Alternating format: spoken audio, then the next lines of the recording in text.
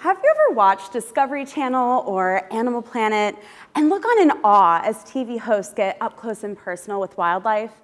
Seemingly blending into the animal groups, they're able to document the lives of animals in intimate detail. They must be animal whisperers to be able to do that, you think to yourself. Well, the process of getting animals used to humans is actually quite long and difficult. And that's because most animals initially run away from humans in fear.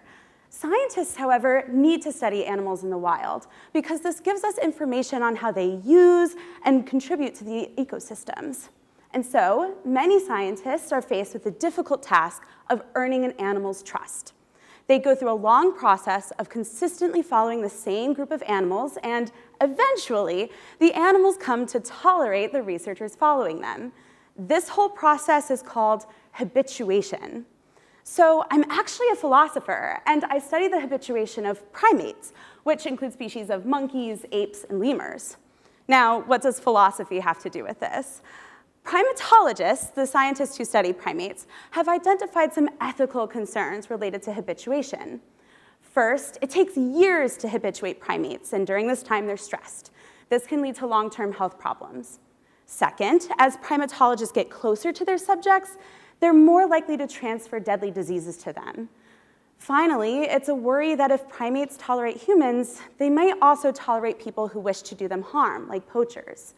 And so, as a philosopher, my research seeks to provide practical but philosophically informed ethical guidelines for primatologists to use to determine if it's okay to habituate primates, and if so, how to do so in a way that minimizes these negative concerns. And so I used previous research as a starting point where I identified concerns that were relevant to primatologists. And then I am currently reading hundreds of articles from the philosophical, scientific, and professional ethics literature.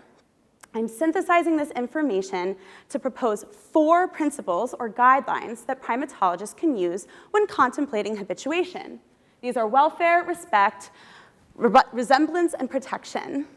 And so a primatologist would ask themselves how their research impacts the well-being or the welfare of their subjects. Are they respecting the primates' wants and needs?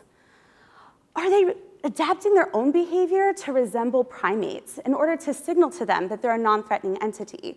And finally, are they protecting primates from vulnerabilities that habituation might have caused?